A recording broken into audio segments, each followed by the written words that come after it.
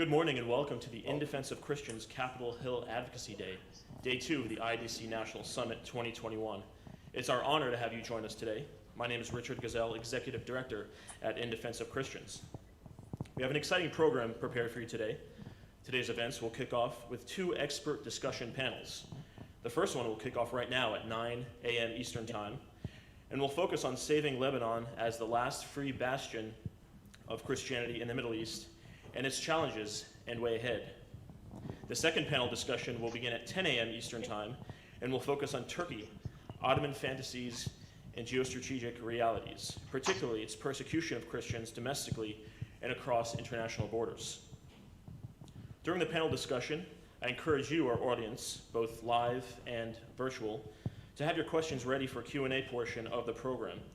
Those joining us virtually can submit their questions in the YouTube live comments section, which we'll be monitoring throughout the program this morning.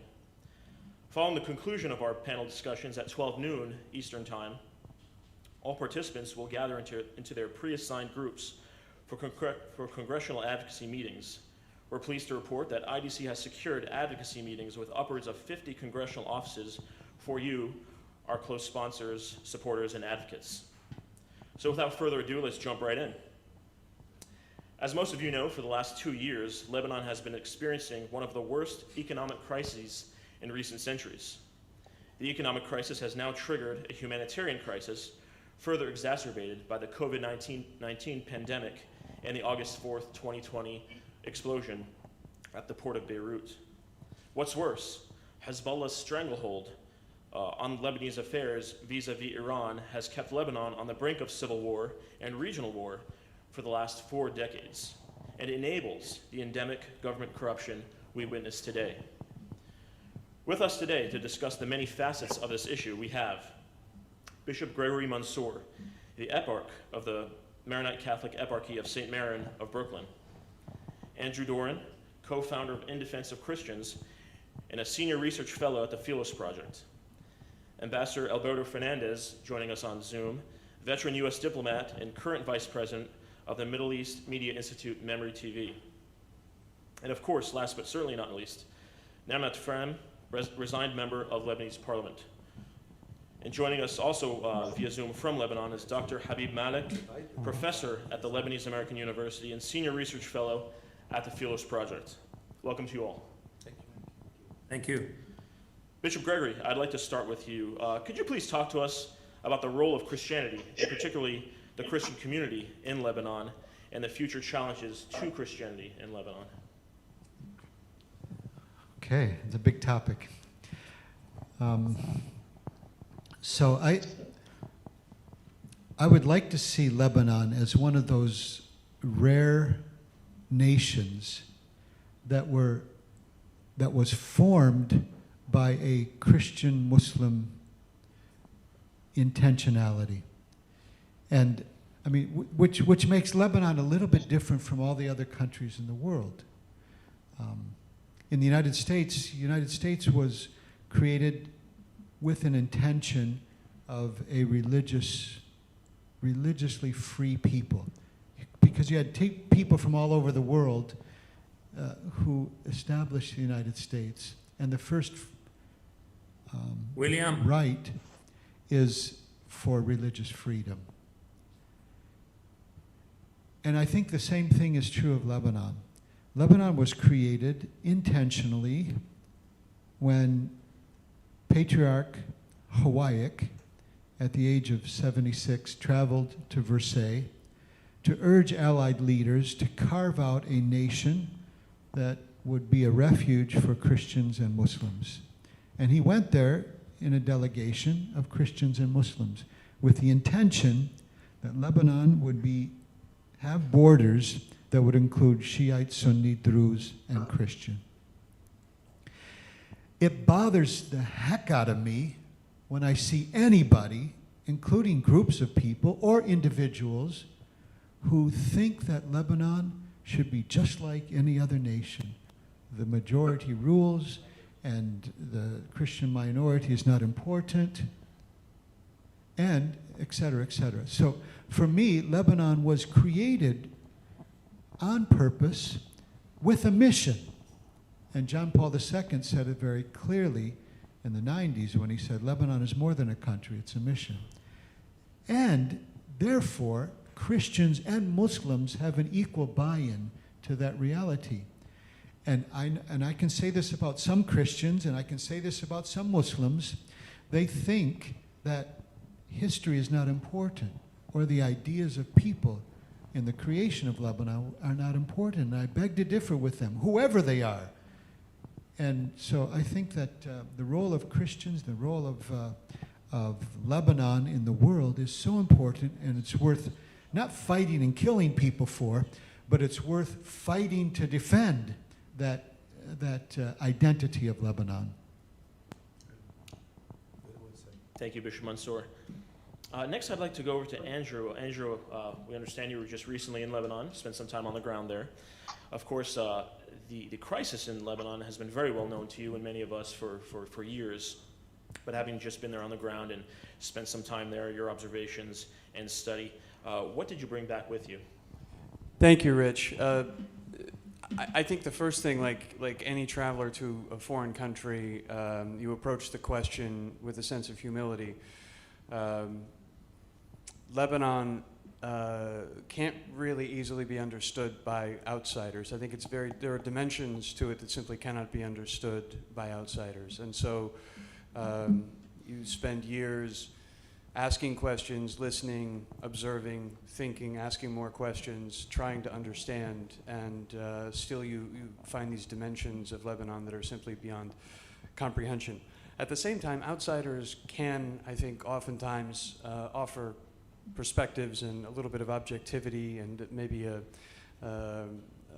different angle on things. And so while I approach the question with humility, I nonetheless have some strong feelings on the subject. Two critical points that I think bear treatment. The first is that, after years of doing this in policymaking and advocacy, in some ways as a freelance journalist and traveling around the country and speaking with so many different Lebanese and people from the Middle East, one does begin to form some opinions. But we used to liken Lebanon to a complex physics equation, on a chalkboard. And you're looking at it, and one piece of data is off, or one part of one part of the problem is a little bit off, and it throws everything off. But you hear people say very often, well, Hezbollah is not the only problem. I think I would say that I understand that perspective, but that it is the sine qua non. It is the one problem that Iran's hegemony over parts of Lebanon, both geographically and institutionally. This is the one thing that if it is not addressed somehow, the other problems simply cannot be fixed. And I think that they are able to maintain power more or less for two interrelated and complex reasons. The first is the resistance narrative. Now, we've seen for the better part of 75 years that scapegoating isn't something that's new in the last 75 years, but the scapegoating of minorities, the scapegoating of foreigners, scapegoating America, scapegoating others. This has been more or less a governing tactic throughout the Middle East, and everywhere that it's been tried, it has failed. And so what we saw with the Abraham Accords last year, I think, was the trend that will continue in the region where there is success, and where that is not, some version of that is not tried, at least some sort of peace stability, something beyond like a temporary armistice. This is ultimately the path to peace and prosperity and stability. So anything that pokes a hole in the not just the resistance narrative, but the governing through fear and terror and the constant threat and the ideology. Just a quick word on the ideology. The Khomeiniist Hezbollah ideology. I was thinking of a story I heard from Mart Laar, the former Prime Minister of Estonia years ago, who grew up in communist-controlled Estonia. And he was going to get his PhD, and someone told him, well, you have to be a member of the Communist Party. And he said, well, I don't believe any of that. And he said, and the professor said to him, Mark, that's okay. Nobody has believed any of that for years. And so he enrolled in the Communist Party and got his PhD. In other words, everyone was sort of going through the motions of the ideology, but nobody believed it anymore. One gets the sense of that across the Middle East. When people are talking about the current crisis in Lebanon and its complex problems, its origins come from within Lebanon, and the parts that come from outside Lebanon come into Lebanon to subvert Lebanon's own interests and priorities.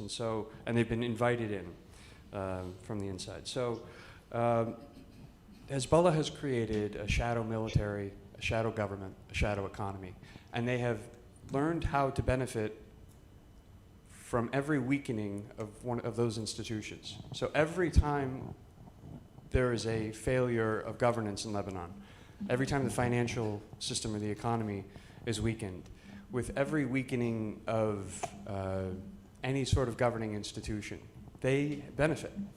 And so I think at some point there has to be an understanding that Hezbollah has essentially seceded from the Lebanon project. They have their own Lebanon.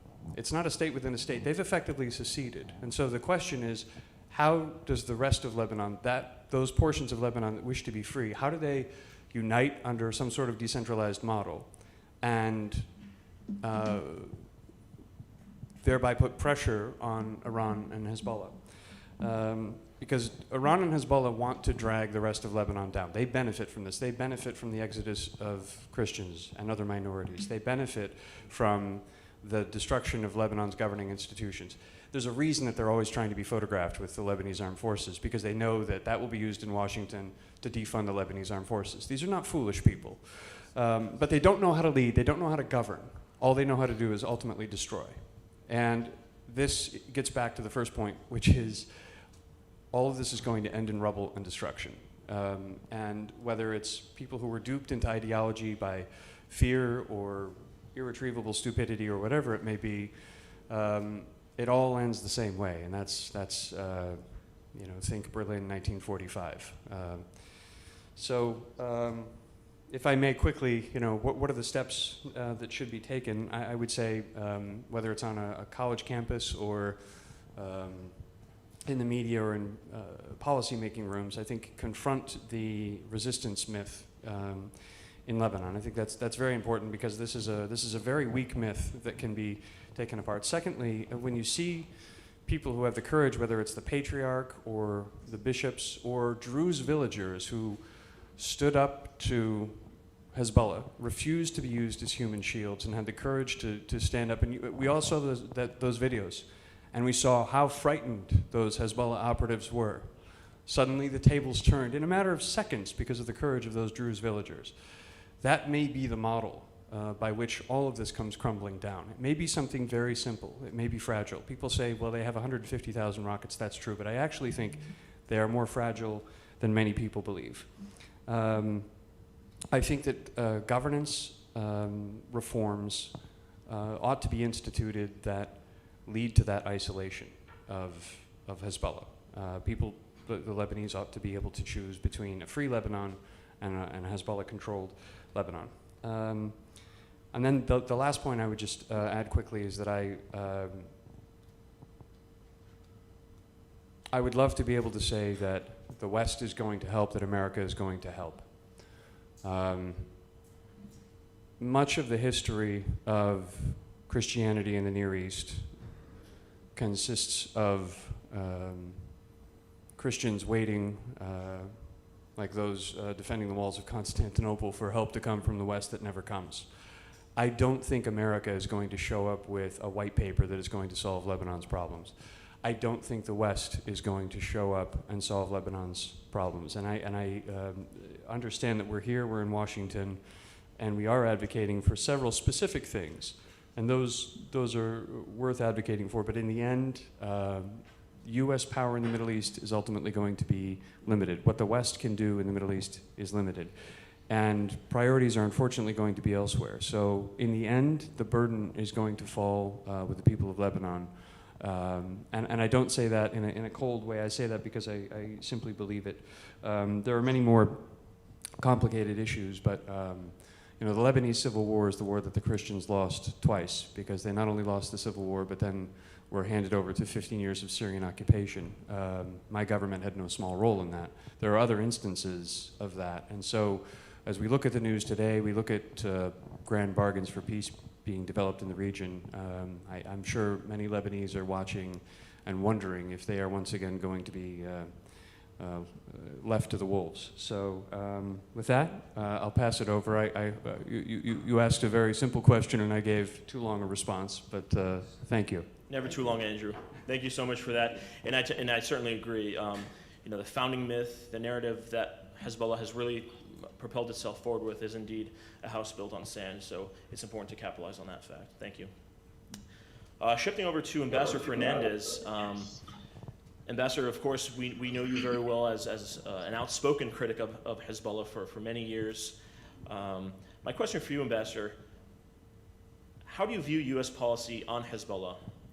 We know that it's not effective. I don't think that's really up for debate. But what can be done?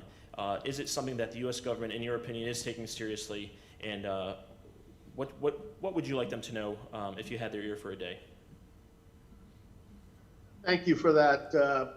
You know, it's a challenge. I agree with you certainly that I think U.S. policy towards Hezbollah has been schizophrenic.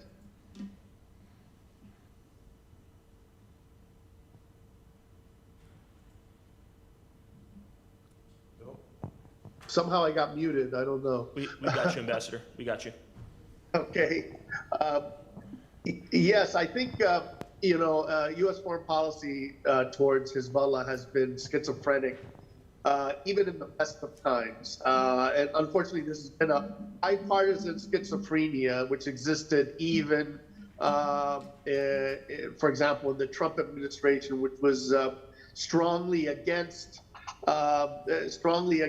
Iran and ostensibly strongly against Hezbollah. I mean, the problem is basically that we live in Washington this fiction that the subversion and occupation and dominance of the Lebanese state by Hezbollah is something which can be ignored or finessed.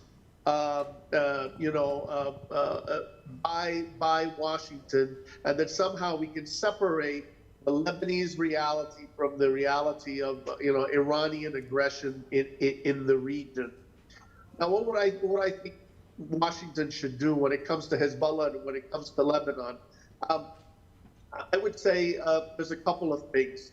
First of all, I want to say that you know, ideally, a solution for Lebanon, unfortunately, which doesn't seem to be on the table, would be to have a Lebanon which was much more decentralized, which was much more federalized, where power was returned to local authorities, where you could really see where good governance functioned and where poor governance failed. Because I agree with Andrew that Hezbollah, in the end, really can't govern. It is a parasite on the Lebanese state, which is taking over and eating that parasite.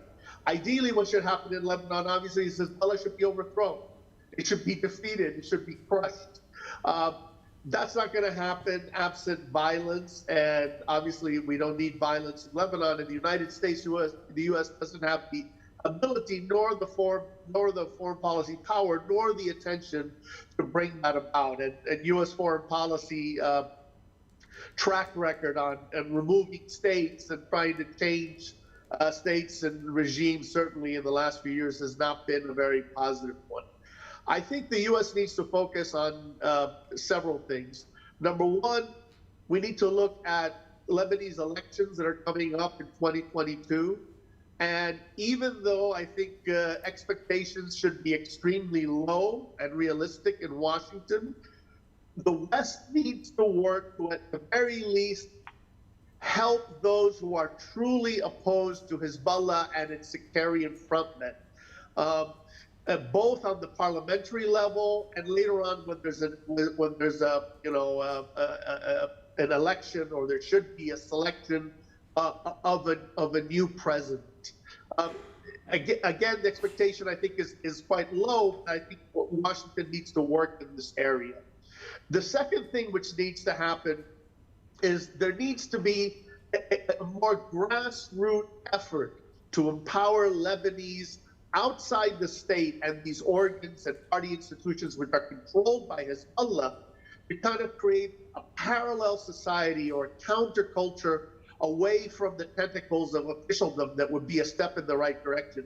I hesitate to mention him because he's my friend and he was murdered, but in a way what we need is more what Lukman Salim, that martyr of Lebanese freedom who was murdered by most likely by Hezbollah earlier this year, what he did, which is bringing together grassroots activists, business leaders, independents, anti-Hezbollah energy together and building these kind of grassroots networks. That needs to happen among the Lebanese Shia, people who are opposed to Hezbollah, who are independent, who have independent voices. And it also needs to happen among non-Shia, because one of the things that gives Hezbollah its power today, especially today, is the Christian cover that is given by certain political parties and certain politicians that basically make the Hezbollah project much more successful, much more encompassing than it would be. So I think that type of grassroots building and independent building very much on the local level among Lebanese Christians is essential. If we don't do that, what's going to happen very soon is the population of Lebanon, the Christian political representation in Lebanon will be exactly as it is, for example, in Iraq. As you know, in Iraq, there are parliamentary seats for Christians. The Christians that are chosen for these parliamentary seats in Iraq are not chosen by the Christians of Iraq. They're chosen by Shia political parties, very much like Hezbollah, or Kurdish political parties. They're tokens. They're basically front men for somebody else's political project. So those are the three things that I would focus on. Blunting the Hezbollah and its agents' agenda in the Lebanese elections, building on the grassroots level, both on the Shia side and on the Christian side. And on the Christian side, to basically decouple Mar Mikhail and other types of arrangements between Christians who somehow think that Hezbollah is the way to go, which actually are destroying the community and destroying the future of not just Lebanese Christians, but of an independent and unique Lebanon that is different than the other countries of the region. Thank you so much, Ambassador, for that. I'd like to shift over at this time to Mr. Fran. Now, as many of you know, Mr. Fran is a resigned member of Lebanese Parliament, resigned shortly after the August 2020 explosion at the port of Beirut, which is attributed to government corruption and complicity in that tragic event. Nemat Efrem, in our opinion, at IDC, is one of the few truly reform-minded members of Parliament, former members of Parliament. So I'd like to pose the question to you, Nemat. After 13 months of there being no government in Lebanon, one was recently announced about 2 weeks ago. Your thoughts? Well, thank you. First of all, I would like to comment what I've heard from the three speakers. Really, they complement the picture, and now I think the view is a bit clearer. So what we have today is a new government.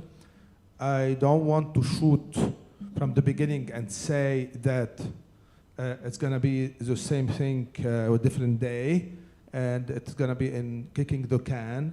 So I would say, let's wait and give it a chance for 2 months, really 2 months, to see how, first, this government will deal with the IMF, because this is where the rubber meets the road.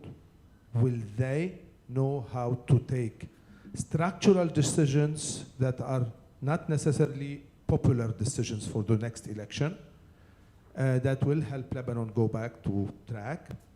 Two, they will know how to deal with the decision-making processes within the government vis-a-vis Hezbollah and others. And all of these will be very clear in the coming 2 months.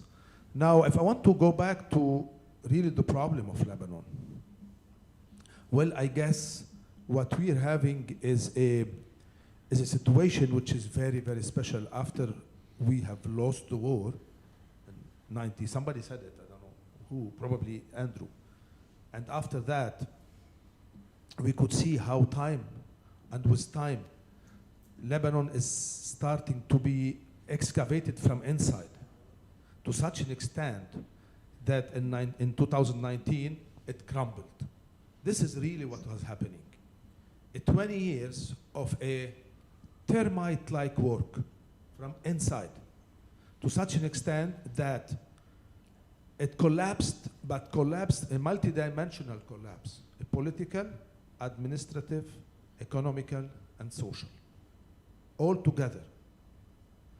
And since we are here in IDC, in defense of Christian, and we are talking about the last bastion of Christianity in the Middle East, I would say first, this is the last bastion of Christianity in the Holy Land.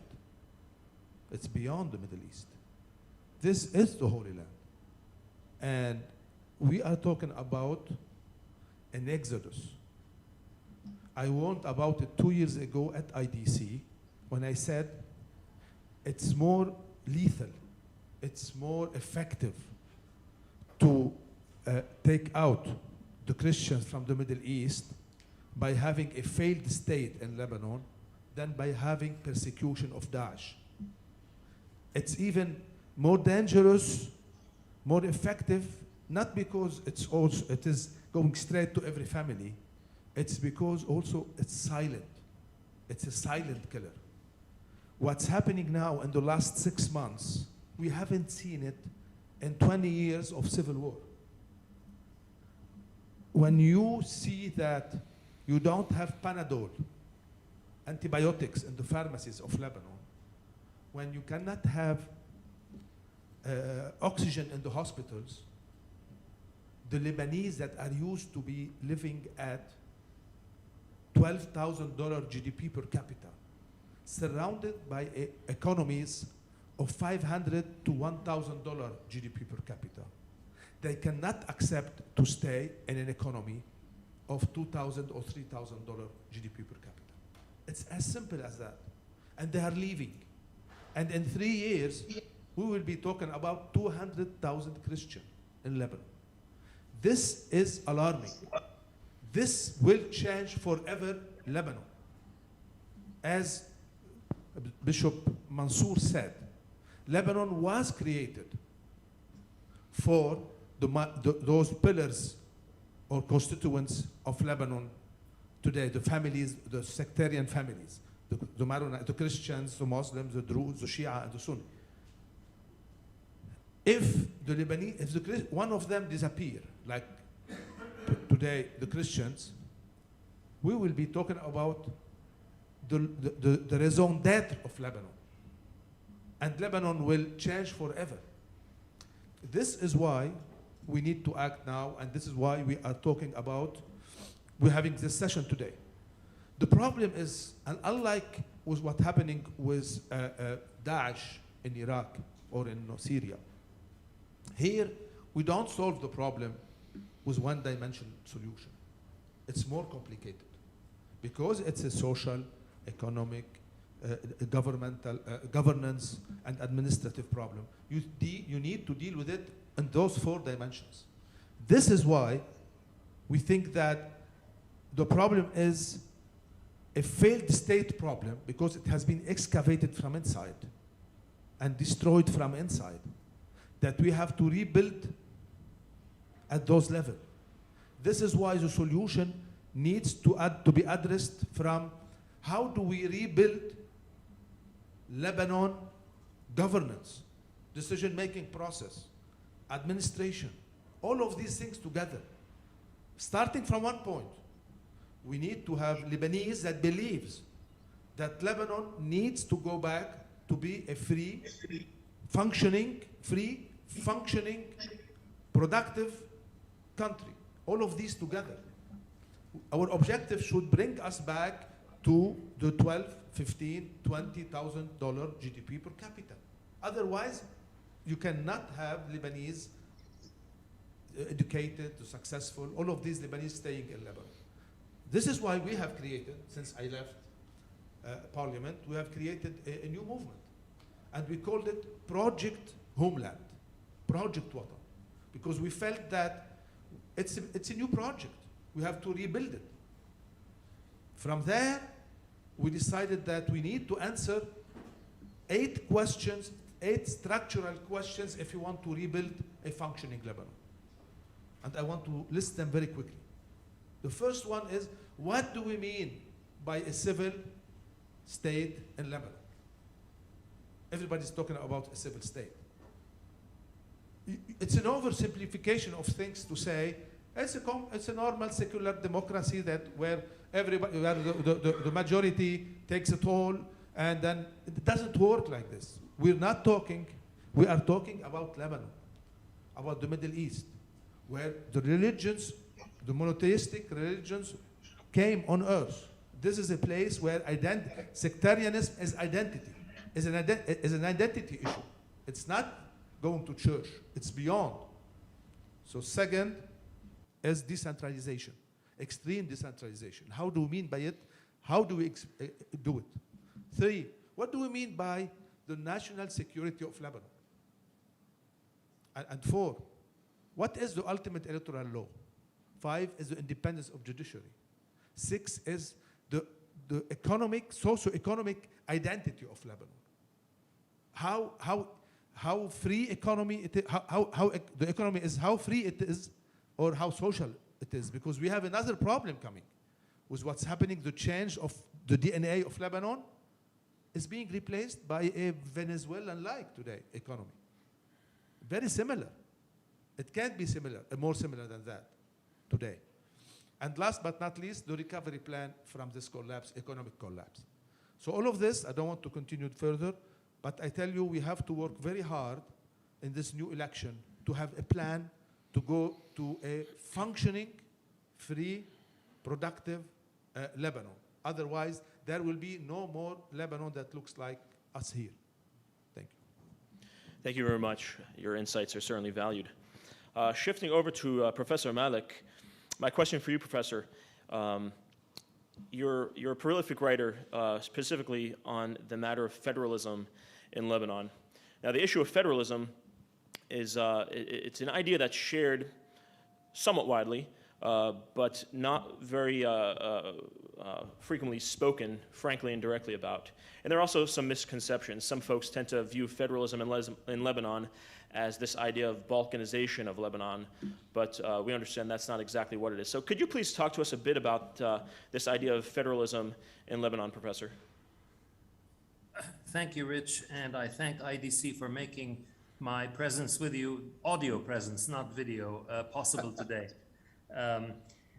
Yeah, I'll say a few words about federalism, but I want to, in a sense, I regard the federal option, if you will, as Plan B, because right now I am taking quite seriously the upcoming elections next May, and it's pretty obvious that a grassroots opposition to this mafia militia cartel that has seized Lebanon, this grassroots opposition has emerged, and it went in large numbers into the streets starting in October 2019 to protest the defrauding of the Lebanese people, the decades of corruption and mismanagement, and the criminal politician warlords.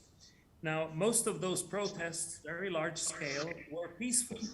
Indeed, they were civilized, but they were met with violence and the use of escalating force by the authorities and those protecting them.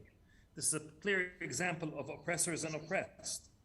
Lately, this same opposition has been organizing itself into a variety of populist groups with a view to challenging the powers that be of the cartel in next May's appointed parliamentary elections in Lebanon. And of course, sitting with us here is maybe the leading figure in this opposition, Mr. Namat Frem, who in a sense, very briefly outlined some of his program. And I happen to know some of the details, and there's a lot of substance behind what we are going to be seeing during the upcoming elections. I agree with Ambassador Fernandez that we shouldn't have very high hopes for these elections because the cartel in charge has all sorts of tricks up its sleeve in terms of fraud and buying of votes, and of course, at the end, scuttling the elections altogether and creating a security pretext. But look, a great deal is at stake. Nothing less than the future of an entire generation of young Lebanese, Lebanon's own future. Lebanon is losing its youth to galloping emigration. And this will mean the end of Lebanon as we have known it. An oasis of personal and communal freedoms in an otherwise freedom-starved Middle East. Lebanon losing its Christian youth primarily, along with entire Christian families, packing and leaving permanently, will render Lebanon indistinguishable from its Arab surroundings in terms of the absence of basic freedoms and pluralist coexistence. Well, over the past several months, the criminal cartel has seen to it that the bare necessities of daily life, essential medications, electric power, gasoline, diesel oil, running water, the internet, have been reduced to near vanishing levels, thereby transforming people's lives into a daily hellish pursuit after scraps of these vital items, often with no results. How much longer will the punishment of an entire people persist as the rest of the world watches, or more likely averts its gaze? So what can realistically be done? And again, Rich, I'm still addressing the contours of Plan A. Plan B would be if the elections fail or don't happen or are scuttled, or then of course a federal option is the only viable one for any composite or heterogeneous society like that of Lebanon. Realistically, I think the opposition born of Lebanon's still pulsating civil society and spread across sectarian divides needs to be given a fighting chance to compete on as level a playing field as possible in the upcoming parliamentary elections next May. For this to happen, connections with this opposition by external powers friendly to Lebanon need to be strengthened, with tangible support and publicity being provided. On the spectrum of options available to friendly Western powers, the two opposite poles of this spectrum should be avoided. On one end, attempts at nation building, which under the best of circumstances tends to be a fool's errand. On the other hand, cutting and running, that is total abandonment, which is both shameful and unbecoming of American and the West's sustained, unique cultural, political, and geostrategic footprint in Lebanon after close to 2 centuries. A footprint that has brought countless benefits to both Lebanon and the wider Arab region. Smart and creative steps along the spectrum of options between these two toxic poles are what is required. Washington's policy planners can do better than to shrug cynically and say, let it fail, or these are tribes, they'll elect the same crooks, or give it to Syria, and so on. Specifically, helping to salvage what has positively distinguished Lebanon for decades, if not centuries, namely education grounded in free critical inquiry, first-class healthcare, a vibrant, largely successful mercantile culture premised on free enterprise, innovation, and private property ownership. These are the areas where the West has invested heavily in the past and must not abandon today. When America knew how to do benevolent empire, no land grabs or imperial colonial impositions as with other powers, the legacy and face of the principled American shone through and imprinted itself indelibly among generations of Lebanese and by extension Arabs. No reason to squander all of this now.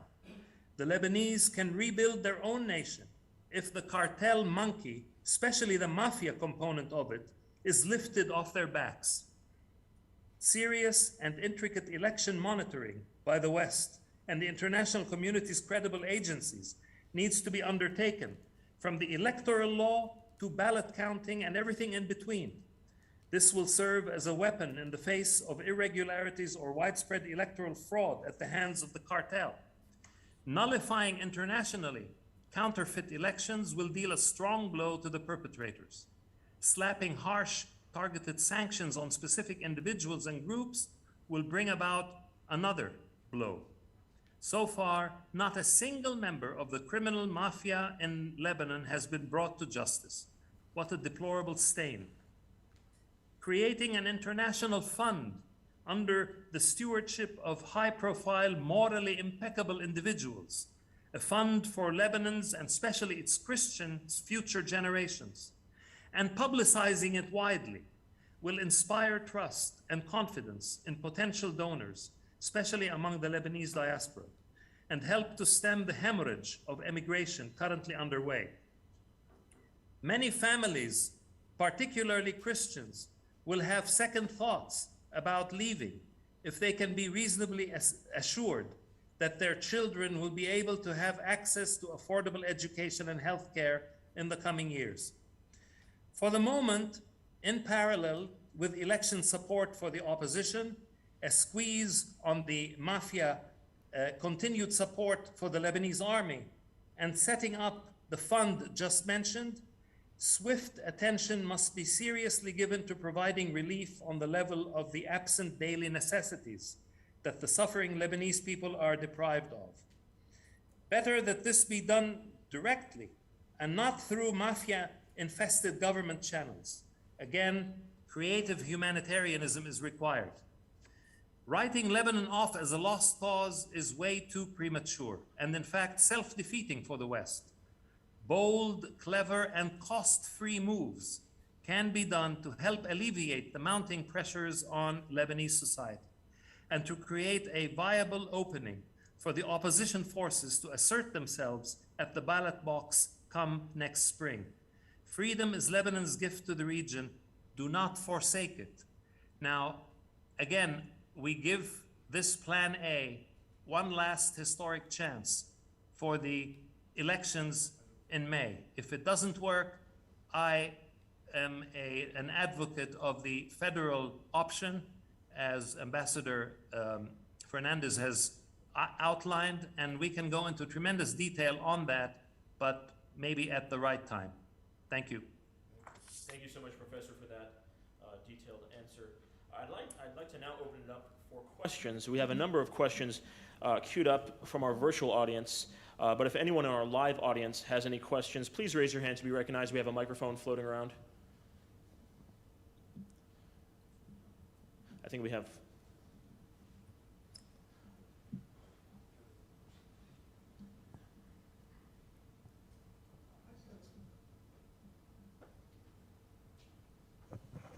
Hello? Oh. I just have a question. Israel has not come up, but is there any role for Israel to play in relationship to this future of Lebanon? Thank you so much. And if you could just identify yourself for the audience and for the panel. With Charisma Magazine. Thank you. Thank you so much. I think this is a good one for you, Andrew.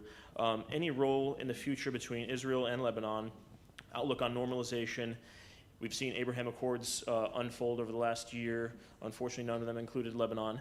Thoughts on that?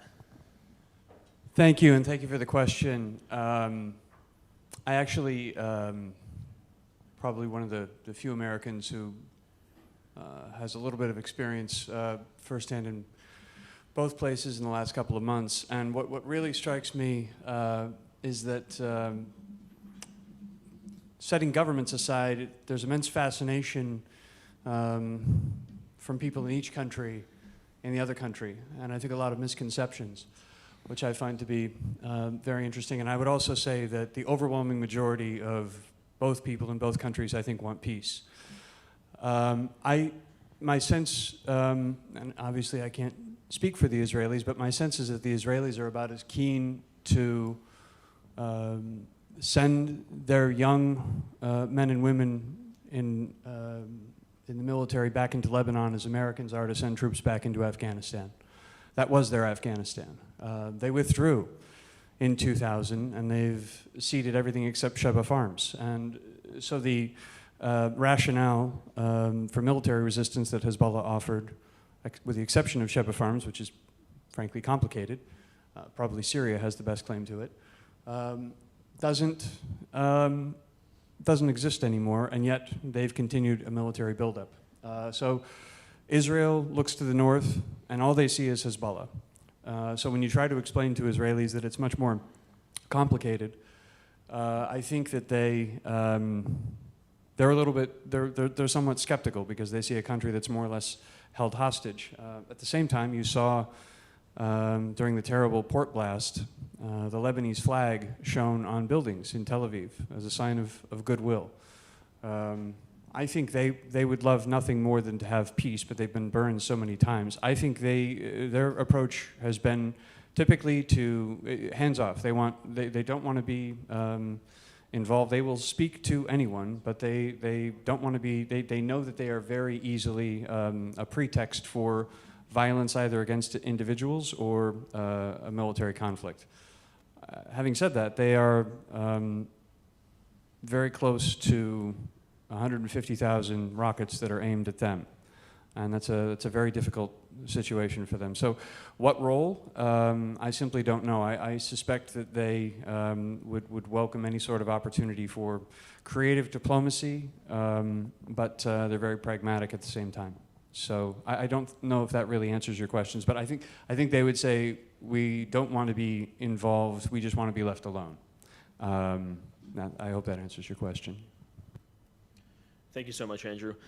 Anyone else in the audience live? Yes, Elan.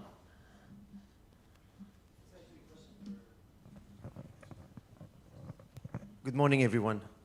Great conversation. It's a question for the virtual friend, Alberto Fernandez. Ambassador, how are you?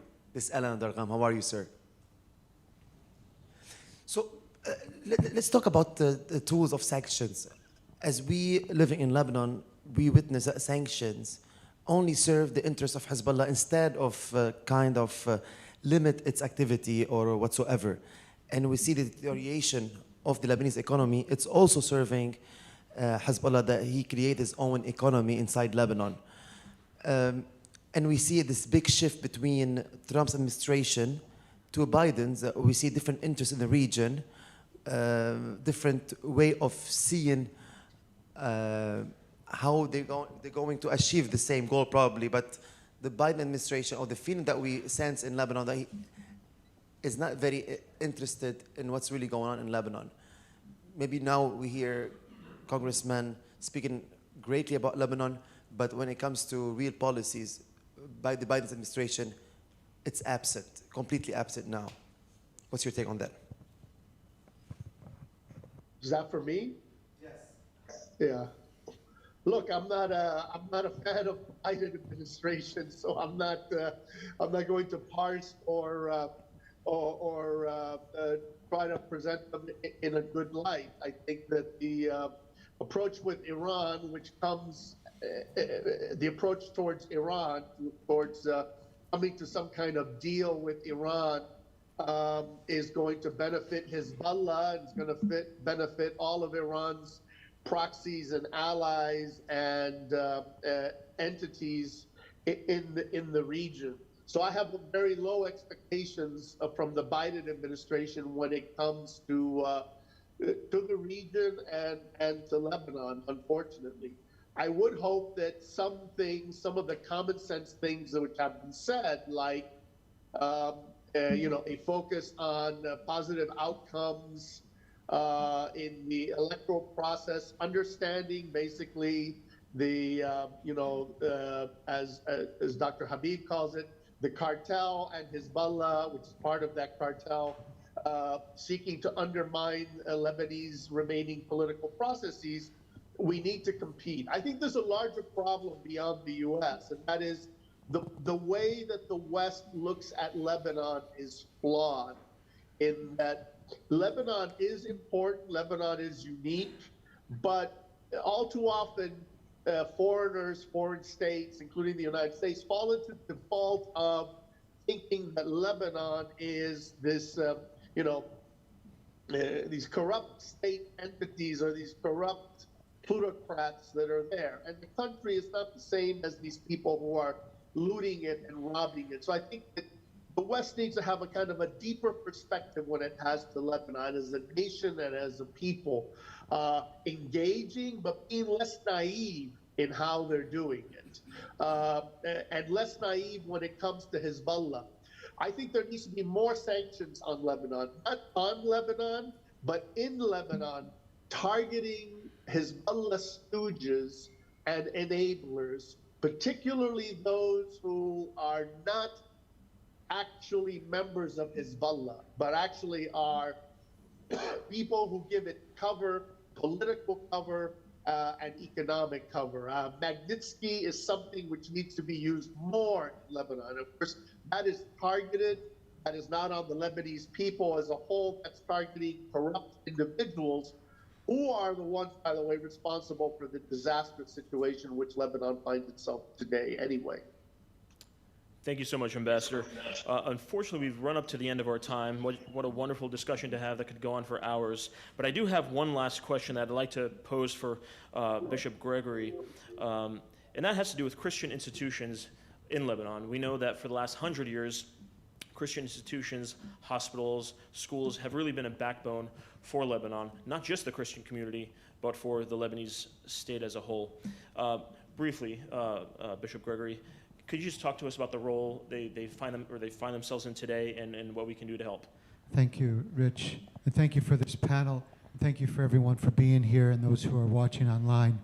I cannot overemphasize how important Catholic institutions are in Lebanon. Without them, the government has been zero. And if you want to serve the poor in Lebanon, help the Catholic institutions, because they help Catholics, they help Orthodox, they help evangelicals, they help Shiite and Sunni and Druze. Now, with that, if I can just conclude with some thought. In human history, there has been 3 places in which Christians, Muslims, and Jews have thrived. Andalusian Spain, and that's history. Isfahan, Iran, and now that's history. Lebanon is left. The only place now on earth where there is a Christian-Muslim conviviality. That is why it bothers the heck out of me.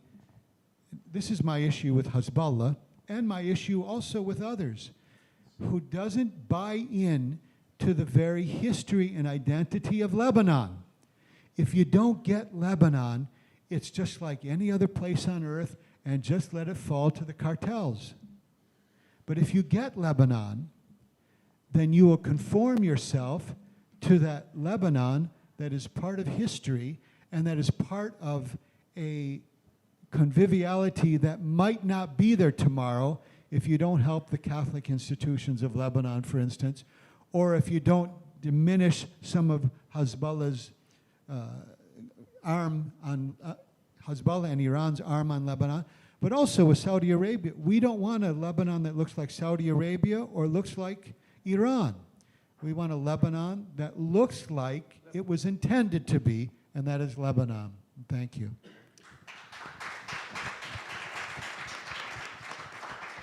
Thank you so much for that, Bishop Mansour. And thank you to all of our panelists that are joining us today. And a special thanks to our participants, both live here in the audience, as well as those joining us virtually. This concludes our first panel. We'll take a brief intermission of about 5 minutes and resume with our second panel discussion to begin at about, we'll say about 10:10. But you're welcome to join us for some refreshments outside. Thank you. Thank you. Good to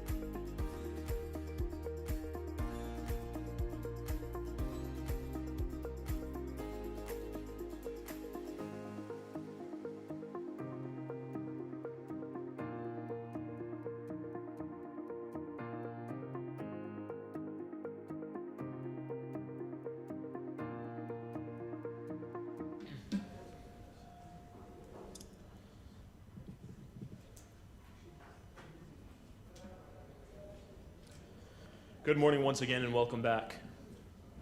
For those of you joining us just now for the first time, welcome to In Defense of Christians, Capitol Hill Advocacy Day, for our second panel discussion this morning, discussing Turkey's persecution of Christians.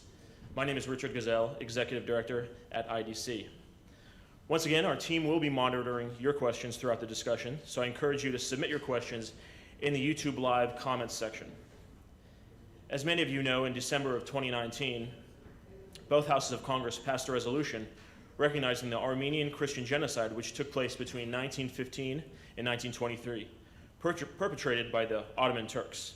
It took the lives of 1.5 million Armenians and over 1.9 million Greeks, Assyrians, Chaldeans, Syriacs, Aramaeans, and Maronites. In April of 2021, President Biden also recognized the Armenian genocide. But we must ask, how much has really changed in the last century? Any casual spectator of international affairs could easily recognize the concerning trends exhibited by the Turkish state, particularly under the Erdogan government since 2002. Turkey continues to persecute its final remaining Christians through overt acts of violence, and most notably through increasingly weaponized Turkish legal system. But Turkey's persecution of Christians extends even far beyond its international borders. With us today to discuss these alarming trends, we have Dr. Aykan Erdemir, Senior Director of the Turkey Program at the Foundation for Defense of Democracies, Aram Hamparyan, Executive Director of the Armenian National Committee of America, Dr. Amy Austin Holmes, joining us via Zoom, Public Policy Fellow at the Council on Foreign Relations, Dr. Michael Rubin, Senior Fellow at the American Enterprise Institute, and Andy Zemenides, also joining us on Zoom, Executive Director of the Hellenic American Leadership Council. Welcome to you all. Thank you. Dr. Holmes, I'd like to start with you. IDC has closely followed your work concerning Turkey's kinetic aggression and occupation in northern Syria, particularly its impact on the final remaining Syriac and Assyrian communities. What are some recent developments and what is your outlook?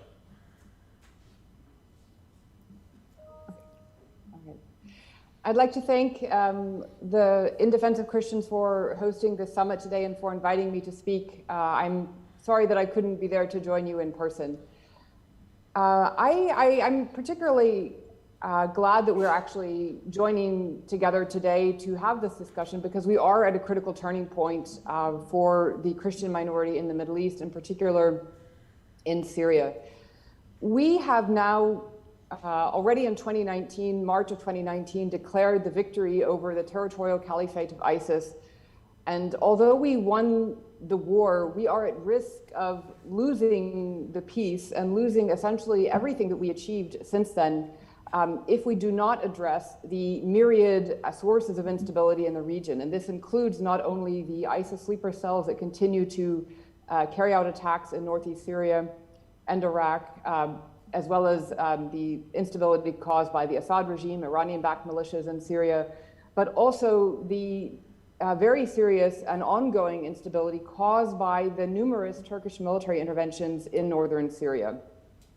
Now, the Turkish government is essentially engaging in an Arabization policy or a Turkification policy that will, if left unhindered, exceed in scale the Arabization policy of the Ba'athist regime that happened decades ago. Now, this Arabization and Turkification policy is happening in the areas that Turkey occupies in northern Syria because Turkey is using primarily Syrian Arab militias that many of whom espouse Islamist ideologies. So Turkey has essentially created a second military, in addition to its own military, a second army, which they're now calling a Syrian National Army. Now, in the past, some of these groups fought against the Assad regime as part of different Free Syrian Army brigades. However, now the main purpose of this Syrian National Army is not actually anymore to fight against the Assad regime, but rather Turkey is using them as proxies.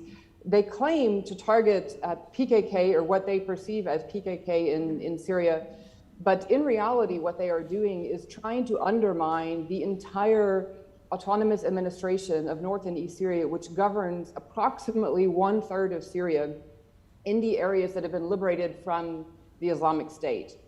And in order to undermine the autonomous administration of northeast Syria, Turkey and their proxies in this so-called Syrian National Army are targeting not only Kurds, but anyone who has any kind of affiliation with the autonomous administration, including Armenians, Assyrians, Syriac Christians, Yazidis, Arabs, Syrian Turkmen.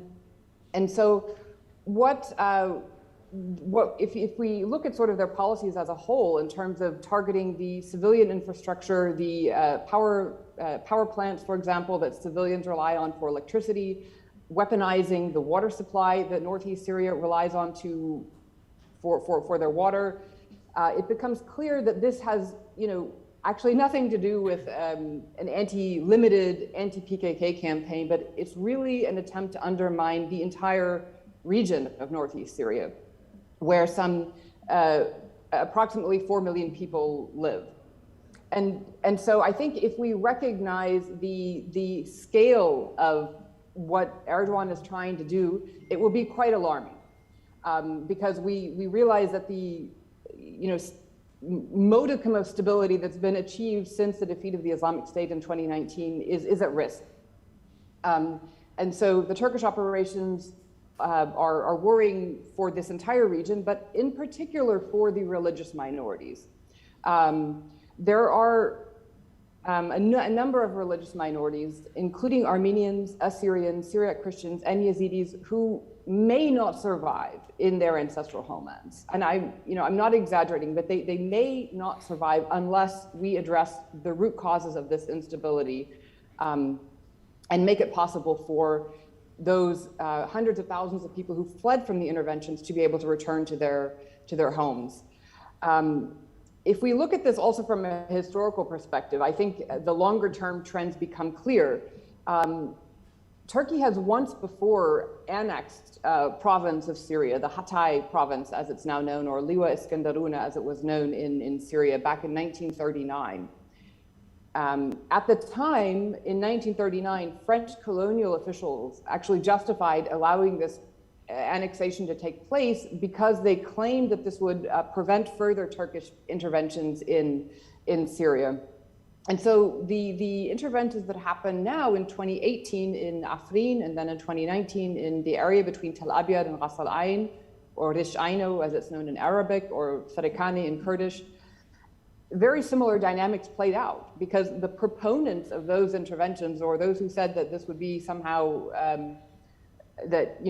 appeasing Erdogan would allow Turkey to sort of have the stability they desire and allow them to have the so-called safe zone, as they were calling it, to protect their border.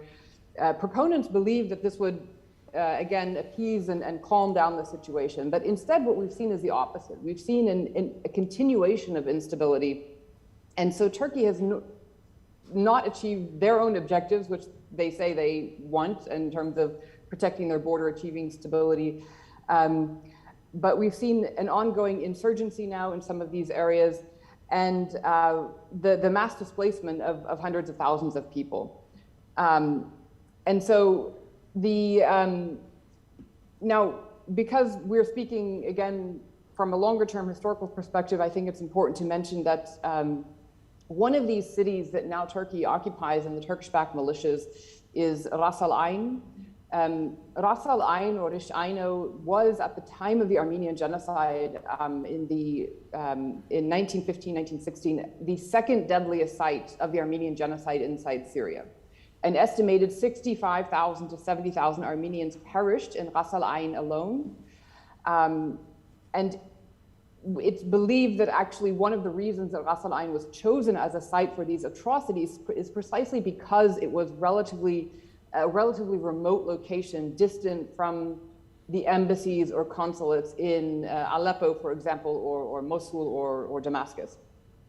And tragically, what we're seeing again today is that because of at the time of, again, 1915, 1916, it was chosen as a site for these atrocities because it was a relatively remote location. There were few foreign observers in the area. Again, today we're witnessing Turkish attempts to prevent any outside observers from visiting these areas, particularly now the most recent intervention between Tel Abyad and Ras Al Ain. And so this is one reason why I think a congressional delegation would be important to visit these areas now occupied by Turkey and to report on the situation there. But in part because of this lack of access to the area, I have myself relied on data from the Armed Conflict Location and Event Data Set, ACLED, to create data sets to provide an objective assessment and understanding of the nature of the conflict along the Syrian-Turkish border. And using ACLED, I went through thousands of cases of armed conflict recorded by ACLED because I took the Turkish claim seriously that they were threatened by the SDF or YPG on their southern border. I mean, that was their justification for the intervention. And so because I took this claim seriously, I took the trouble of going through thousands of events in ACLED. And I found that from January 2017, which is the first date for which they had data available, until August of 2020, there were 3,319 attacks by Turkey or Turkish-backed proxies against the SDF, YPG, or civilians, compared to 22 cross-border attacks from the SDF or YPG inside Syria into Turkey. And 10 of those 22 incidents we could not independently verify happened, and the 12 that we could verify in fact did in fact happen all took place after Turkey launched the intervention in October 2019. So they were in response to the intervention. So this ACLED data confirms internal assessments by the highest ranking US diplomat on the ground the entire time leading up to the intervention, Ambassador William Roebuck, who in an internal memo said that the Syrian side of the border was quiet for the year and a half leading up to the Turkish October 2019 intervention. And so to sum up, this Turkish intervention in October 2019, after the phone call between Erdogan and former President Trump, was essentially based on a lie. And so I think it would be important for the Biden administration to recognize this and to recognize that following the Turkish narrative has gotten us nowhere. It's led to mass displacement of civilians, including religious minorities, and that we need to instead rely on objective information in order to devise US policy to the region. And I'd just like to close by saying, when we talk about these huge numbers of people that have been displaced from the border because of the Turkish interventions, and the historical parallels from the time of the Armenian genocide, I think it's important to just remember that these are, actual families. They're not just statistics or numbers or historical, memories of these tragic events. But one Syriac Christian family who I spoke to recently fled in October 2019, but one member of the family stayed behind, trying to protect the property that the family owns in Rish Ain or Ras Al Ain. So they have a home in the city of Ras Al Ain and a farm outside in the countryside.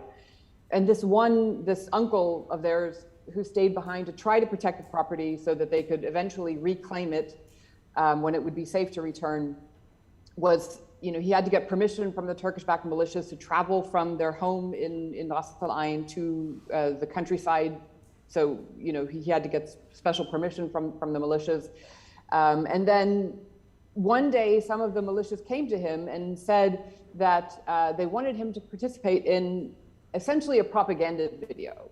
So a propaganda video to show, look, there's a Christian who's still in Ras Al Ain, and to make a video about it to try to convince the world that things weren't that bad in Ras Al Ain, and there is in fact at least this one Christian who's still there.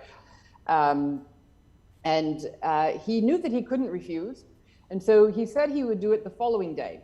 And then he escaped that night because he did not want to take part in this propaganda video to try to whitewash the Turkish occupation of Ras Al Ain. And so he left, and now there's no one from the family who's left there to protect the property.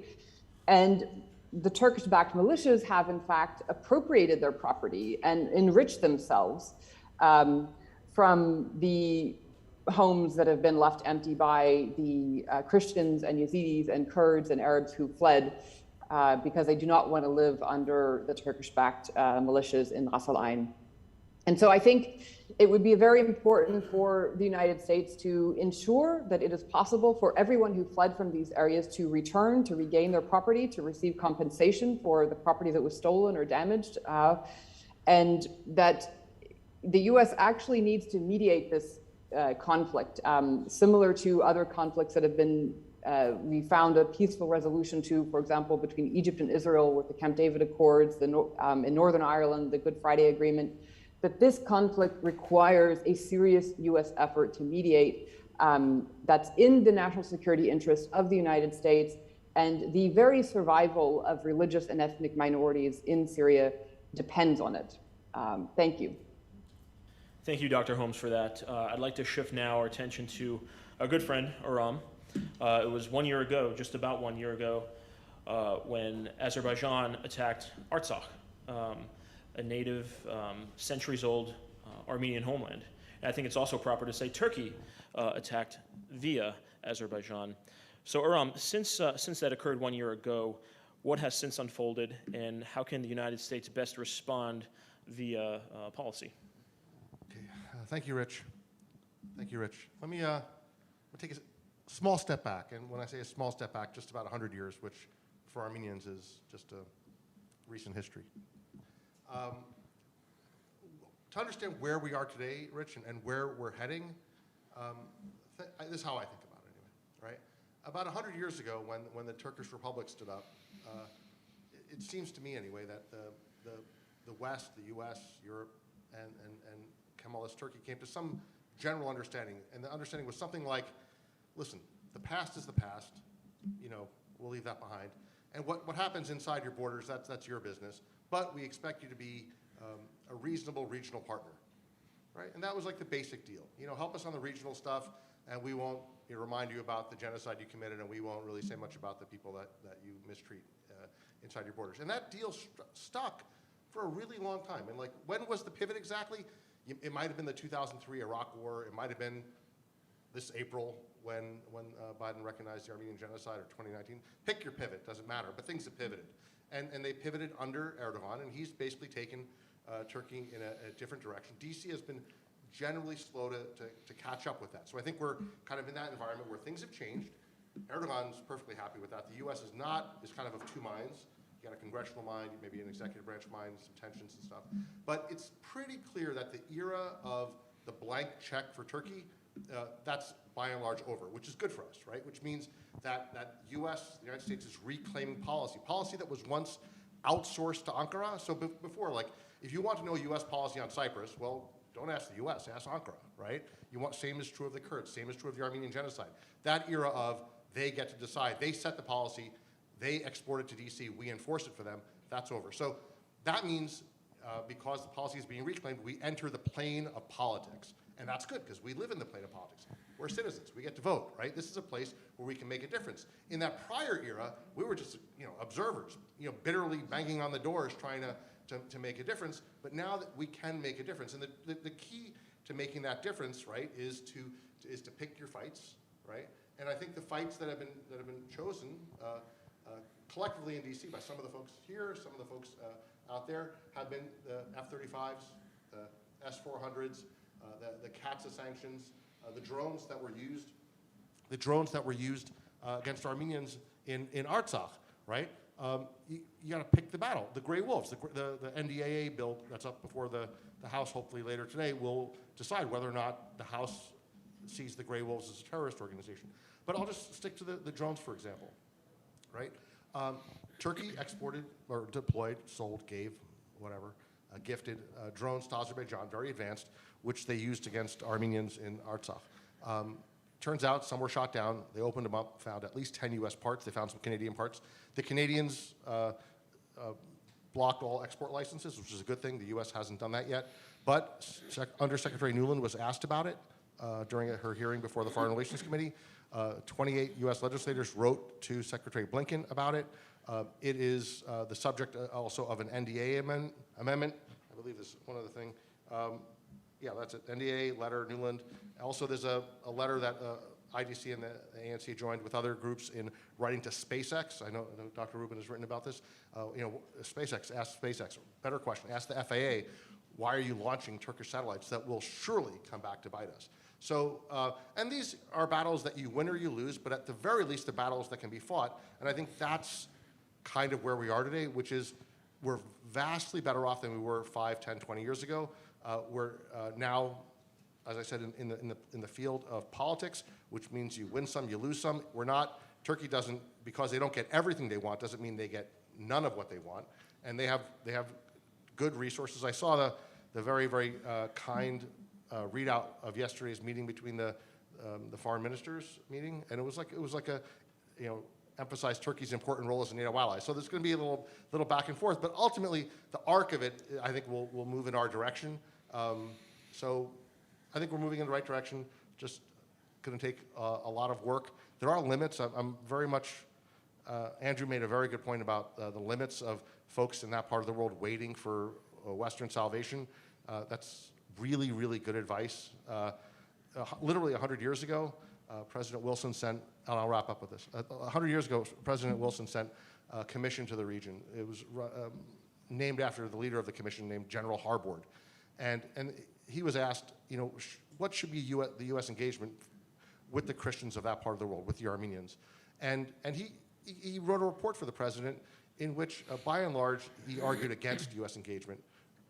Made some good points for it, but ultimately argued against it, just saying it's a bridge too far, supply lines, U.S. Sustainable interest, all these various reasons. He's like, yeah, we're probably not going to do that. And what he wrote about a century ago pretty much applies today. So I think we have to be very, very realistic about where we can make change, and that might be the NDAA, SpaceX, drones, CATSA, F-35s, things like that. It's going to be incremental. It's not going to be a fundamental reorientation of policy. No one's, as much as they talk about it, I don't think there's any expulsion of Turkey from NATO anytime soon.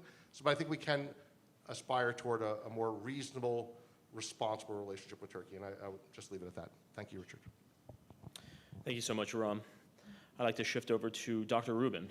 Dr. Rubin, we've for a long time followed your very prolific work writing on Turkey. So for that reason, I don't want to bound your talk with a bound question. So I just throw it over to you to provide your geostrategic outlook on Turkey. When I look at Washington, and when it comes to issues relating to Turkey, and when it comes to issues relating to persecution against Christians, I see two main problems. Number one is, as Aram has stated, the very short sense of history which Washington has. And the second is the tendency within America's bureaucracy to stovepipe. First, let's talk about history. I didn't know it at the time, but I ended up being one of the last non-Armenian Americans to be able to go to Artsakh just short of a year ago.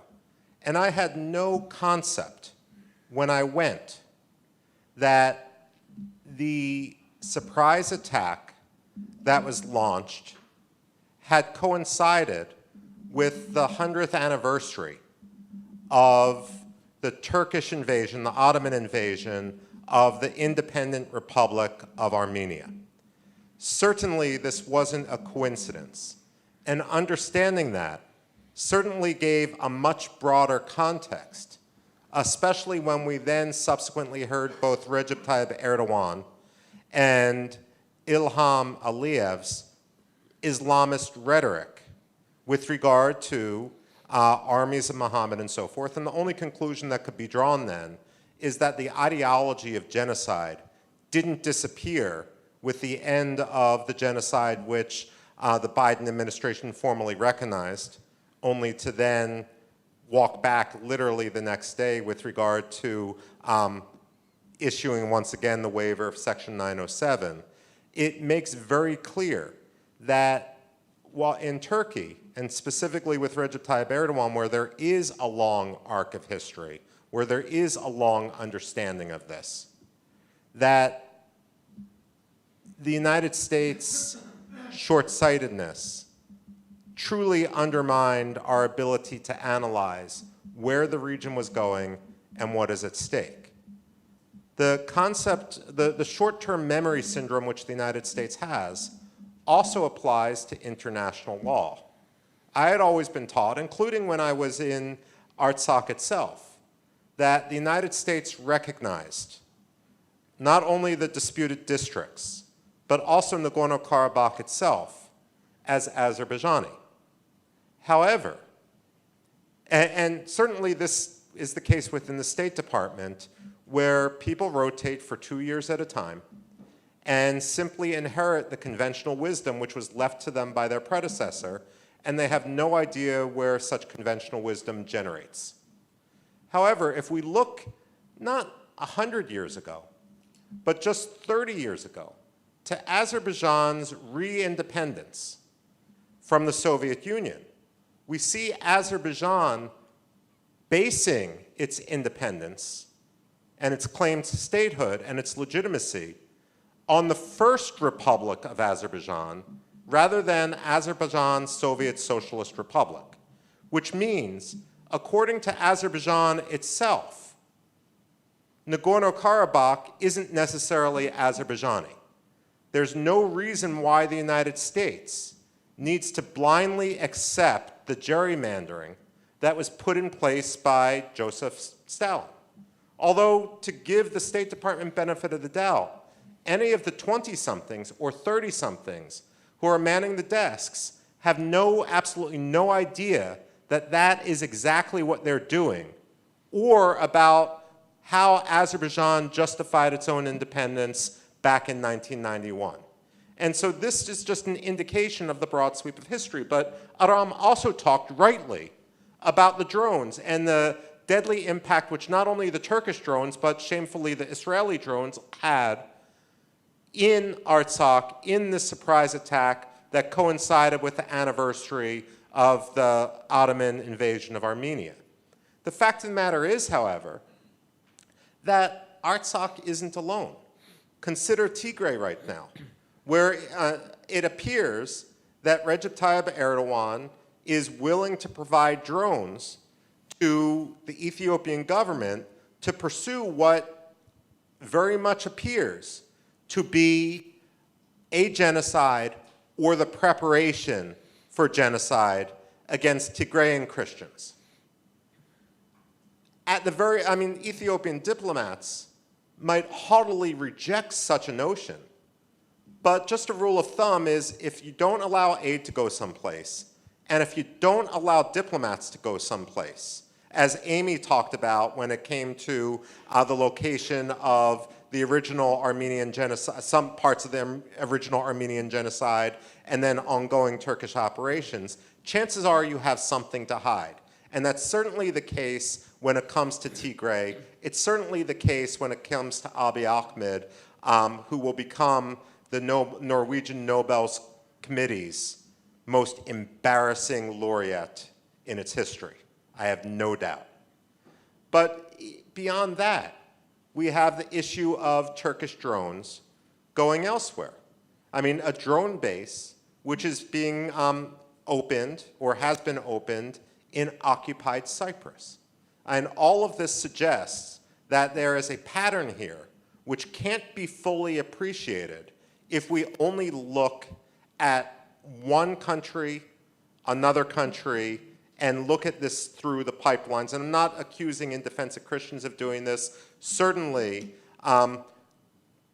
Greeks, Armenians and their various organizations, Kurds, Jews, and so forth are working together and coordinating information in a way which is much more proactive, much more broad-minded than our own State Department and US government is doing, in which we have situations where what happens in Cyprus, what happens in Ethiopia, what happens in Artsakh are considered three very different issues with diplomats that seldom talk to each other.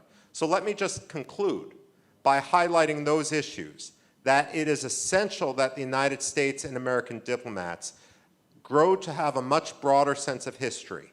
Ancient history did not start 10 years ago. That's recent history. Nor do any US administrations, no matter how reprehensible one finds the previous administration, ever start with a tabula rasa when it comes to policy. We need a much broader perspective. We need to educate ourselves much better. And that is one of the reasons why I'm so glad that I've become acquainted with the work of IDC, which, whether it's in Lebanon, whether it's in Armenia, whether it's in Cyprus and so forth, is at the forefront of this truly important education mission. Thank you. Thank you, Dr. Rubin. I'd like to shift now to Dr. Irdemir. Very similar to Dr. Rubin, I don't want to bound your comments, so the floor is yours.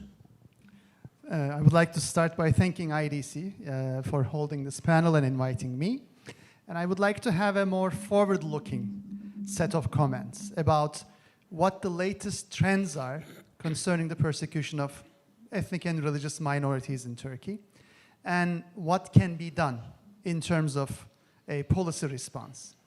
First of all, to set the trends, let me begin by arguing that as of last year, we are in terra incognito. We are in a completely new playing field, although this is not the view from the State Department or from Washington. Most observers take a look at Erdogan's decisions to convert Hagia Sophia and Kora and think that, okay, it's a symbolic conversion that mainly aims at the domestic audiences, and ultimately, you know, most within the EU and the US chose to look the other way, or chose to accept it. But ultimately, I think what people have missed is that those conversions and the language, the policy rhetoric that accompanied them have fundamentally changed the nature of belonging, the nature of citizenship within Turkey.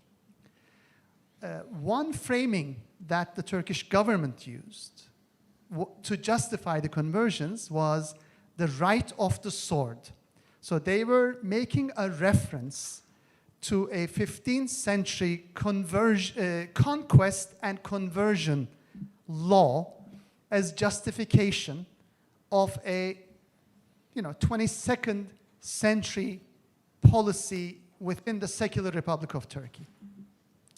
So that decision and rhetoric, I would argue, have fundamentally changed the nature of the Turkish Republic, relegated Turkey's religious minorities from de jure equal but de facto unequal citizens to de jure and de facto subjugated slaves or subjects. Basically, they are now dominated subjects of a sectarian and unequal regime.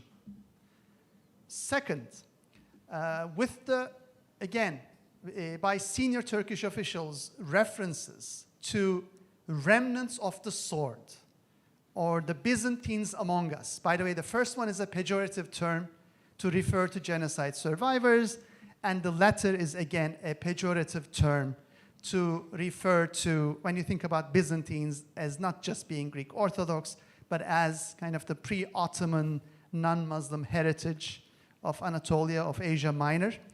That too, I think, fundamentally reframes the belonging, the legal and practical belonging of non-Muslims to the Turkish polity at hand.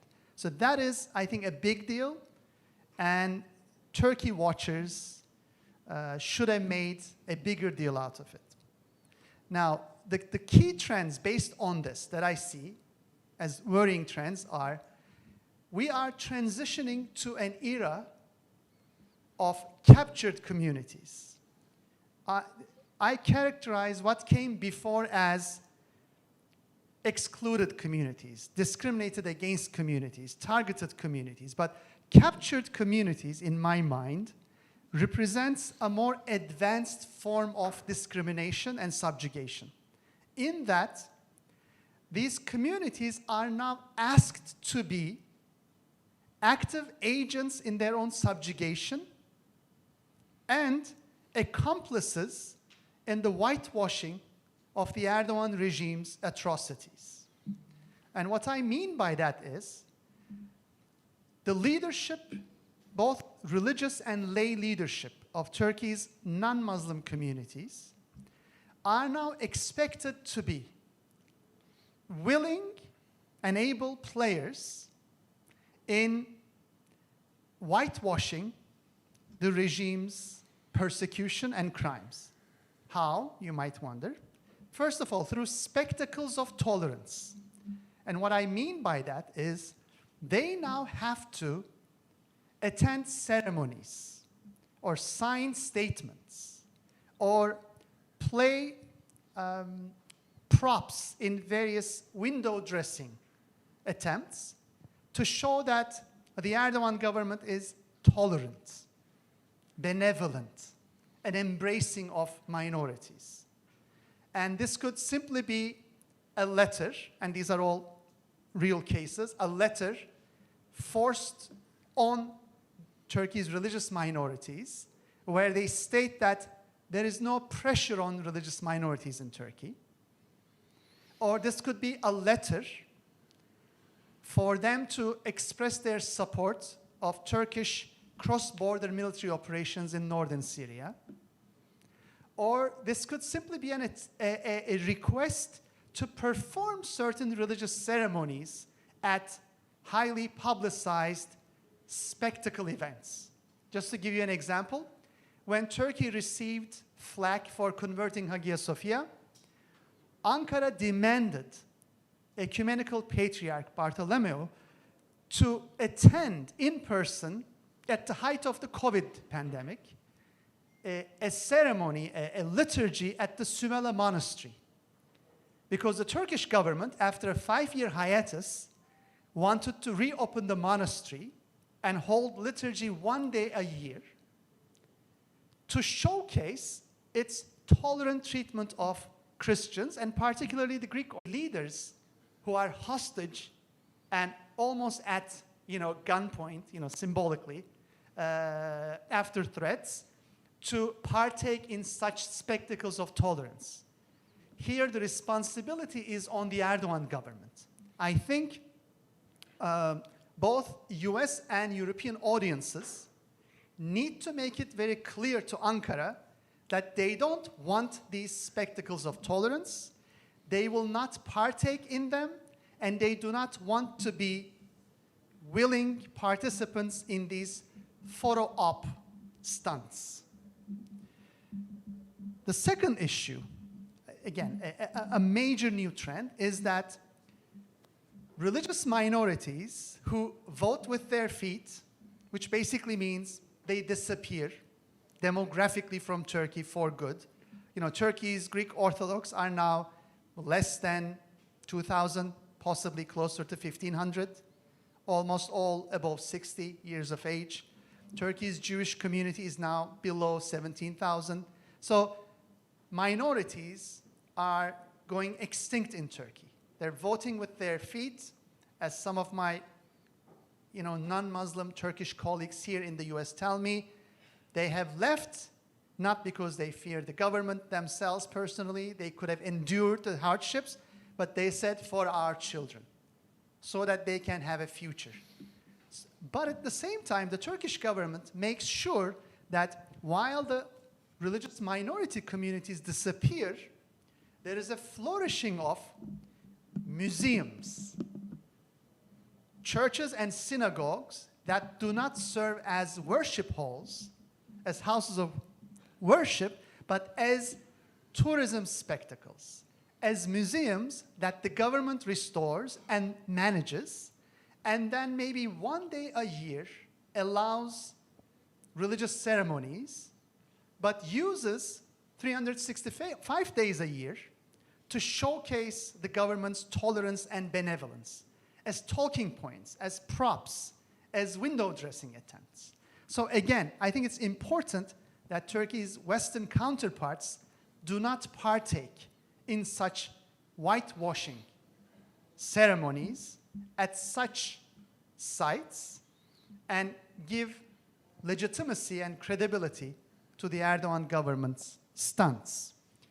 Now, how about policy? And let me end with some policy suggestions. What is to be done? You know, because this campaign will only get more intense. And I'm not going into a third important trend, and that is extraterritorialization of Turkey's persecution. Because until recently, most of the problem had to do with minorities within Turkey.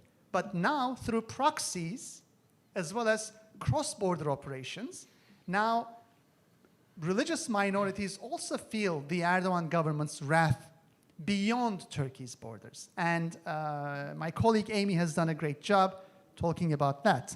But let me go into the policy aspect. So what can be done as we have these new strategies of persecution and domination of ethnic and religious minorities? First of all, I think there is really an important role the US Commission on International Religious Freedom and the State Department can play. You know, USERF has been recommending Turkey to be designated a second-tier country for years. Now it's called the Special Watch List country. This is the second tier after a CPC designation, a country of particular concern designation. Certainly with the conversion of Hagia Sophia, I think Turkey merits a CPC designation.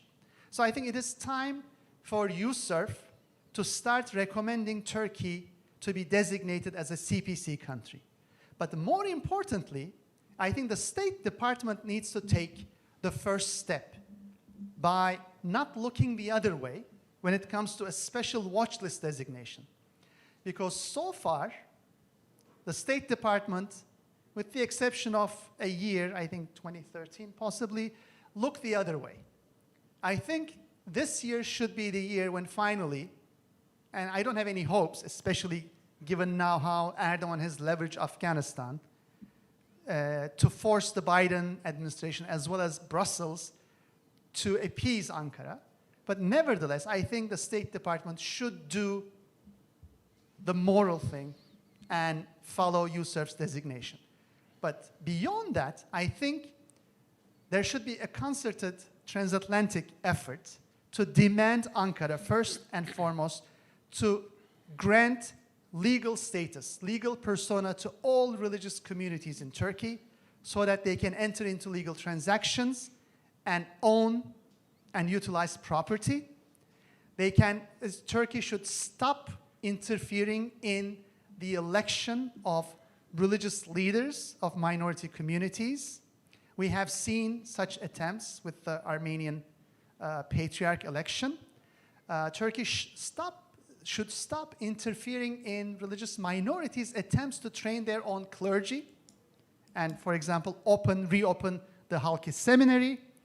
And finally, the Erdogan government needs to end state-sponsored and sanctioned propagation of hate and conspiracies against religious minorities, which make them victims of hate crimes and hate speech, and which make them even more reliant on the benevolence and the good graces of the Erdogan government for protection. And let me end my talk with a call to you all.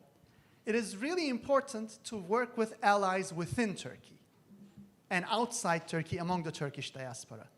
And one thing you can start doing today is to show that you are in solidarity with Turkey's leading minority rights advocate and human rights advocate, Osman Kavala, who has been in solitary confinement in a maximum security prison for over 3 years for no other reason than to defend the rights and freedoms of every single ethnic and religious minority in Turkey, for advocating for Turkish-Armenian, Turkish-Greek reconciliation, for documenting and restoring Turkey's religious minority heritage. And instead of getting a medal from the Turkish government, his life has been destroyed. This is a person who is Turkey's leading philanthropist who devoted his entire life, energy, and wealth to upholding Turkey's pluralistic heritage, and future. So I think it's really important at a time when the State Department and the Biden administration have dropped the ball on Turkey and human rights, that we stand in solidarity with Osman Kavala and the like in and beyond Turkey. Thank you. Thank you so much, Aykan. I'd like to shift finally over to our friend Andy, who's joining us virtually from Chicago. Andy, as we know just by being spectators of Turkey, there's been a lot of activity as of recent in Cyprus.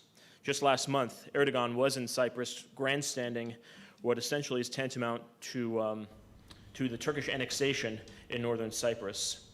Shortly thereafter, last week or two, you were actually out there with a congressional delegation led by Senator Menendez in Greece and in Cyprus particularly.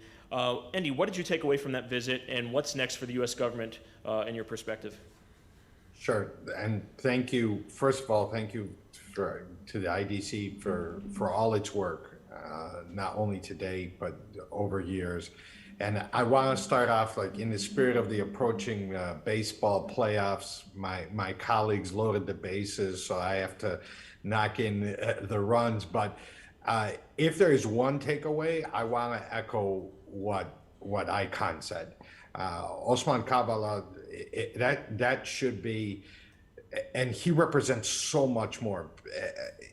He represents everything Aykan said, but also represents how bold and Erdogan feels that he's never going to be held accountable, not for anything. Kavala's case is closely tied with Henri Barkey. If I could go on and I could spend the whole panel talking about the threats that Aykan and Michael have gotten, or even for the given our advocacy on the drones, and Turkey's putting out paid former agents in the state, well, current agents, but former State Department officials like Matt Breiser to call Aram an extremist. This is a regime that has physically assaulted Americans on American soil. So let's not forget that and by the way, they conducted the farce of having a parliamentary delegation minus HDP, which are trying to ban, come and visit the Congress. So let's remember who we're talking about, that it's not only interest, there's a value proposition here. Cyprus is a little bit of a microcosm of all the issues we're talking about. Go again to talk about Turkish activists, true Democrats, secularists, human rights, whatever anybody wants to label them. Think about that Turkish Cypriots and Greek Cypriots, minus Turkey, left out of the picture. If Erdogan was out of the picture, could probably reunite Cyprus. And Erdogan saw that as a threat and got involved, and Aykan has written about this extensively, and rigged the last election so Akinci would lose, and you have a hardliner, Tatar, who want to upend stability in the Eastern Mediterranean.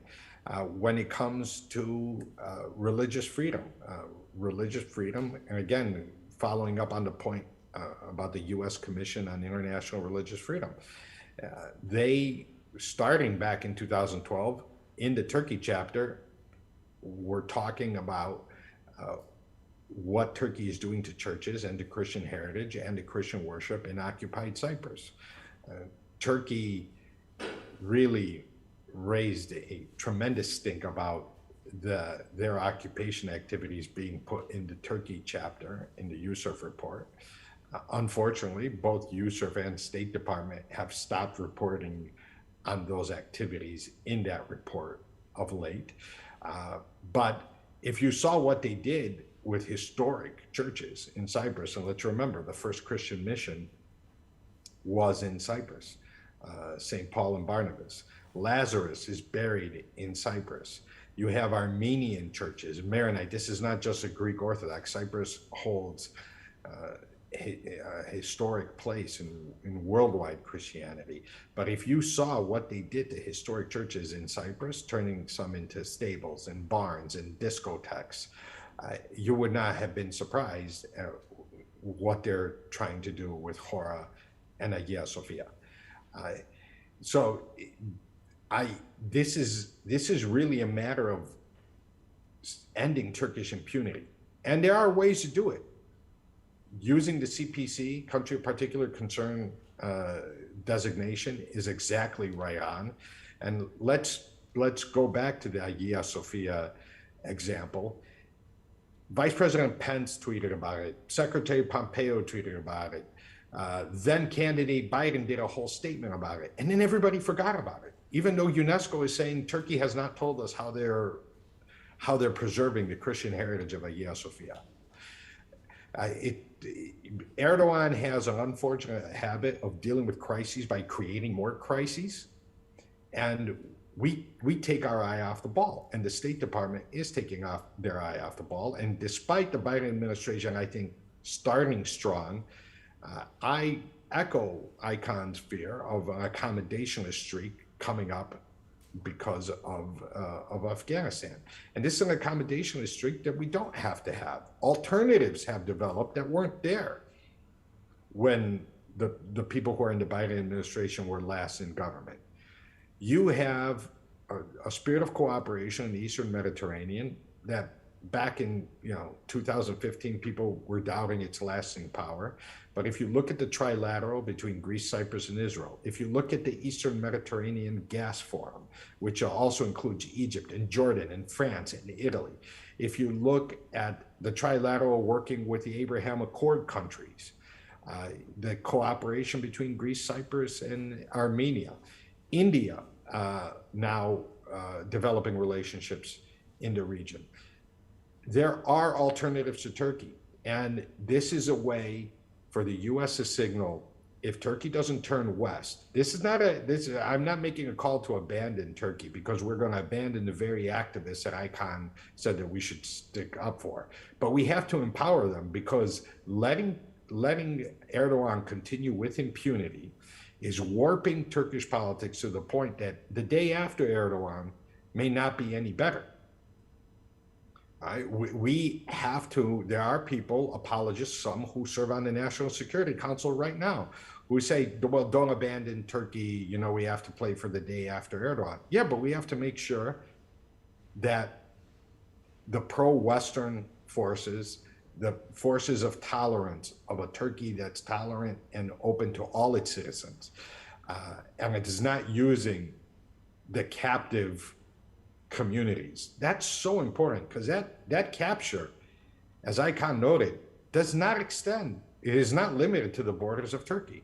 We saw it this week in New York.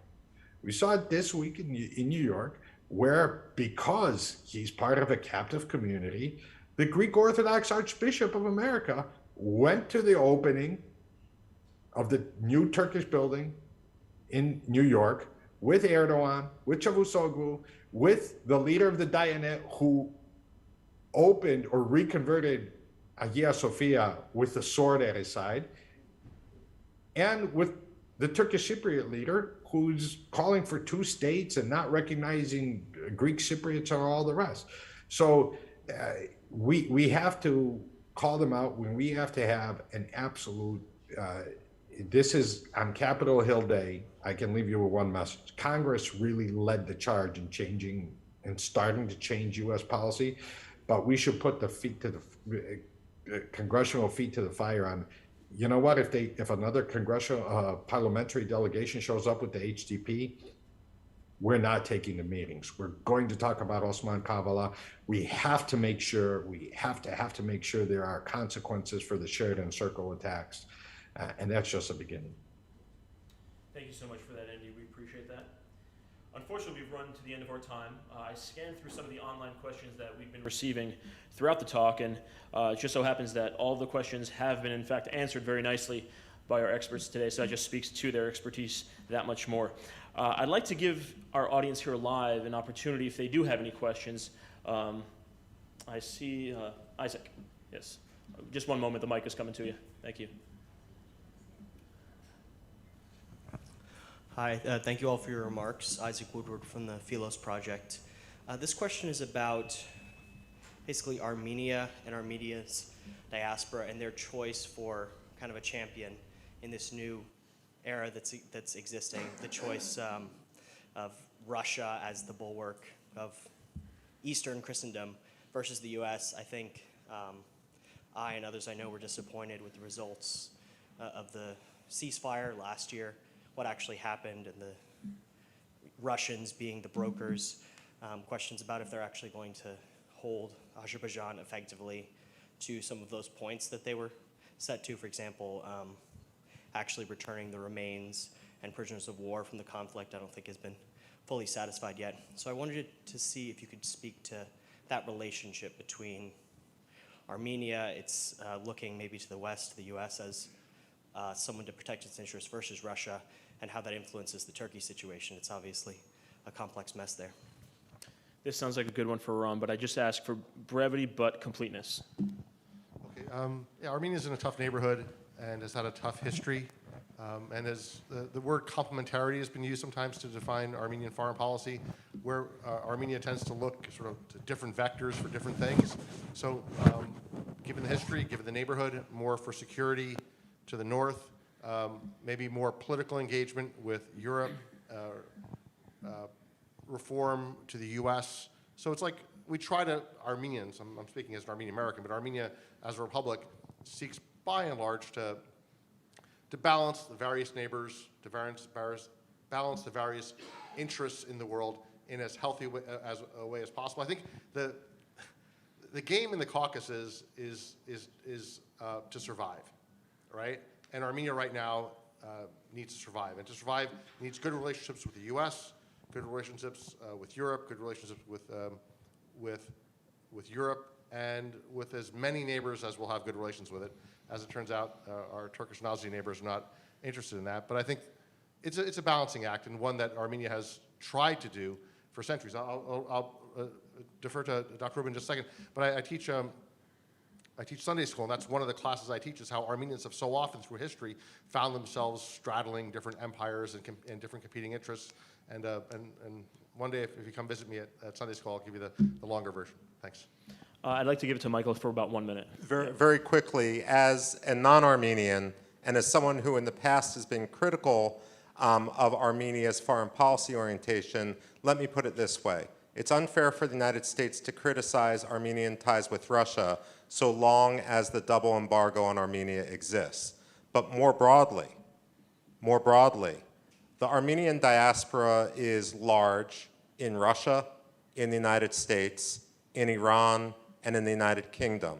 So rather than look at this as a liability, Armenia is actually well situated, especially now that its elections are behind it, to really be the place, the diplomatic focal point, not just for issues relating to the South Caucasus, but far beyond. And it's time, I would argue, that Armenians and Armenia start pitching itself in that way, as the diplomatic focal point that has the connections that no one else does. Thank you so much, Michael and Iran, both. Unfortunately, that's all the time we have for questions. I invite you all, I mean, our experts will be here hanging around, so we can definitely take part in conversation after we're through. I'd like to thank our panelists for joining us today. A special thanks to our participants, you all here in person, as well as the folks at home joining us virtually. And with that, that concludes the first portion of IDC Capitol Hill Advocacy Day. We'll take about 1 hour break and resume at 12 noon Eastern Time by reporting to your pre-assigned groups to meet with Congress. I encourage you to advocate hard and remember who we are fighting for and who we serve. You're all doing God's work here on earth. So once again, thank you all for joining us, and please have a wonderful day. And one final housekeeping note, please. One final housekeeping note for the folks here today in person. Following your congressional meetings this afternoon, you're all invited right back here to join us at 5 p.m. or whenever you're through. No, please don't rush. To join us here for a social event, light snacks, drinks, and that sort of thing. Again, advocate hard. You know, if you have meetings that run long, we'll be here, no worries. But we look forward to hearing your stories from your advocacy today. Thank you. Thank you.